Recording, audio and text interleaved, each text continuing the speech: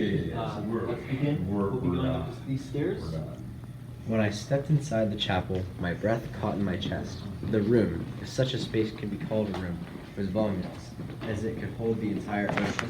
When we were led up through a small wooden door, then up a narrow spiraling staircase, whose stone steps seemed numberless. Finally, the staircase opened onto the roof, which was heavily slanted and inverted V, enclosed by stone parapets. The wind was gusting, rolling clouds across the sky. The view was spectacular. The city miniaturized, utterly dwarfed by the chapel. I forgot myself and climbed the slope and walked along the ridge, letting the wind take me as I stared out the expanse of crooked streets and stone courtyards. You're not afraid of falling, are you? A voice said. I turned. It was Dr. Curie. He had followed me, but he seemed unsteady on his feet, nearly pitching with every gut rush of wind. We can go down, I said. I ran down the ridge to the flat walkway near the buttress. Again, Dr. Curie followed, but his steps were strange. Rather than walking facing forward, he rotated his body and moved side to side like a crab. The wind continued its attack. I offered him an arm for his last few steps, so unsteady he did seem as he took it. I meant it as an observation. He said when we made it down. Here you stand, upright, hands in your pockets. He gestured toward the other students. See how they hunch? How they cling to the wall? He was right.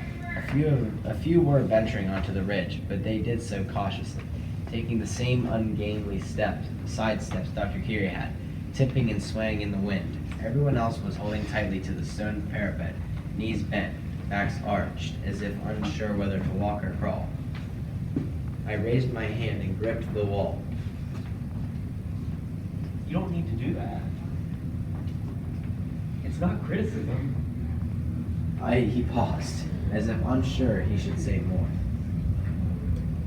Everyone has undergone a change. Okay. The other students were relaxed until we came up to this height. Now they are comfortable, on edge. You seem to have made the opposite journey. This is the first time I've seen you at home in yourself. In this way, you move. It's as if you've been doing this on the roof for all of your life.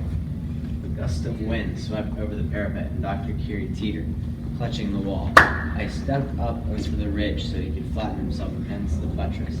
He stared at me, waiting for an explanation. I've roofed my share of patients. I said finally. So your legs are stronger. Is that why you can stand in this wind? I had to think before I could answer. I can stand in this wind because I'm not trying to stand in it.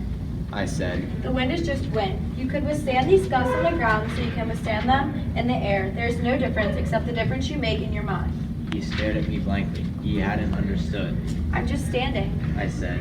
You are all trying to compensate to get your bodies lower because the height scares you.